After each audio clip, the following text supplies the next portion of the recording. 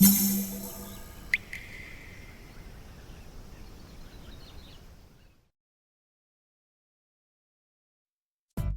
うも、底辺アクアリスト黄昏です。皆さん、自分が飼育しているアピストグラマのことは覚えていますでしょうか？現在はアピストグラマアガシジブルーフレームというアピストに就寝しており、人工孵化に成功した稚魚たちを育成しています。ちなみに今までのアピスト関連動画は再生リストにまとめているので、前回動画を見てなかったりする方は、ぜひ概要欄の URL から見てやってください。そんな自分が気に入っているブルーフレームなんですが、ちょっと前に上畑のサイトで昨年の販売実績をもとに人気アピストランキングなるものが紹介されてました。水草生態の卸業者としてもトップの上畑なので、ほぼほぼ市場の人気が反映されたランキングになっているのではないでしょうか。知らんけど。そのランキングで堂々の1位になっている種類が実はブルーフレームだったりします。正直流通量はまだそこまで高くなく、入手性や価格的にも手を出しにくい部類だと思っていたので意外でした。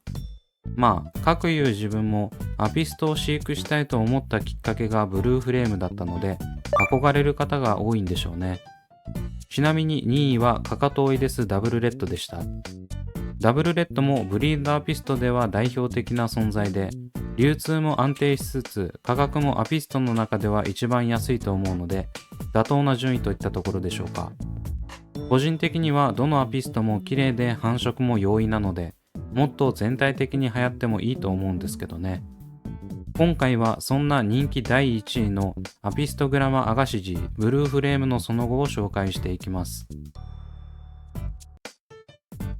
まず最初に前回の動画をおさらいすると、人工孵化させた稚魚たちを手狭だったサテライトから AI 水槽に移し替え、その AI 水槽もキャパオーバー気味になってきたので、30センチキューブ水槽に移したってところまでをお伝えしました。その間、孵化から約4ヶ月ということで、遅いのか早いのかはわかりませんが、育成は順調だと言って差し支えないと思います。ちなみにブルーフレームは雌雄の判別がしやすい種としても有名らしく、自分が繁殖させた個体も2ヶ月あたりからすでにわかるやつはわかるくらいになってました。ただオス個体だと思われる稚魚たちも結構特徴が違っており、どれがしっかりとブルーフレームの発色になるかは未知数です。基本的にブルーフレームはグッピーのブルーグラスのように青色の親から生まれたのに赤色になる個体もいます。だいぶ前に繁殖させて以降、グッピーは増やしてないのであまり覚えてはいないんですが、確かブルーグラスも青色になる個体は最大でも 50% だったと思います。このブルーフレームも同じ原理かはわかりませんが、全てが青色になるとは限りません。おまけに自分が親魚として迎え入れた個体はブルーフレームの中の赤色発色のものであり、実際に繁殖させて成長するまで青色になる子供が出るかさえわからない状態でした。だいぶ前に出した動画内でもお話ししましたが、この赤色のブルーフレームを譲り受けた理由も、バッチリ青色のブルーフレームから生まれた稚魚を育てるよりも、赤色発色の個体から青色の稚魚が出た方が飼育してて面白いと思ったからなんですよね。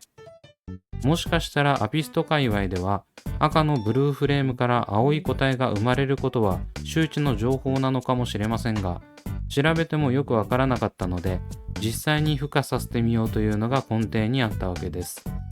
結果、前回の動画でもお見せした通り、おそらく青くなるんじゃないかという個体がちらほら出ています。まだこの段階では水槽を移してすぐの段階だったので、色飛びして青く見えているだけの可能性もあります。というわけで、この30センチキューブ水槽に入れたアピストたちはどうなったのでしょうか。AI 水槽から移して19日後の映像がこちら。だいぶ色がはっきりしてきましたね。ただ、先ほどの映像の青色個体に比べて、体の色は若干暗くなってる気がします。というよりは、体側の黒のラインが目立ってる個体が多くなってますね。おそらくこれはソイルが黒いというのも関係していると思いますが、まだまだ制御サイズの綺麗なブルーフレームとは違った感じの色合いです。メス個体に関してははっきり黄色くなっており、自分のような雌雄判別下手くそマンでもだいたいこの段階でわかります。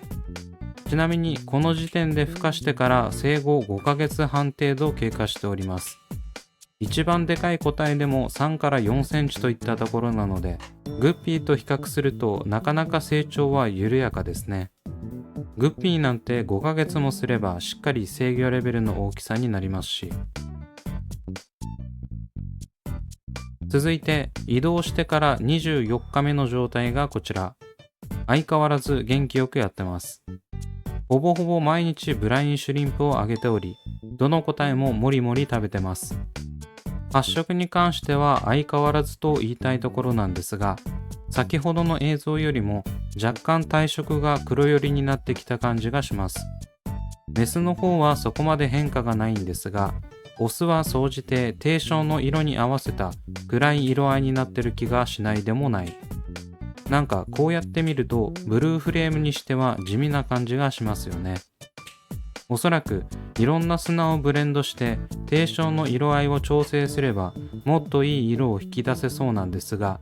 いまいちよくわかってないし、まだマックスサイズじゃないので、そのままソイルオンリー飼育を続行するつもりです。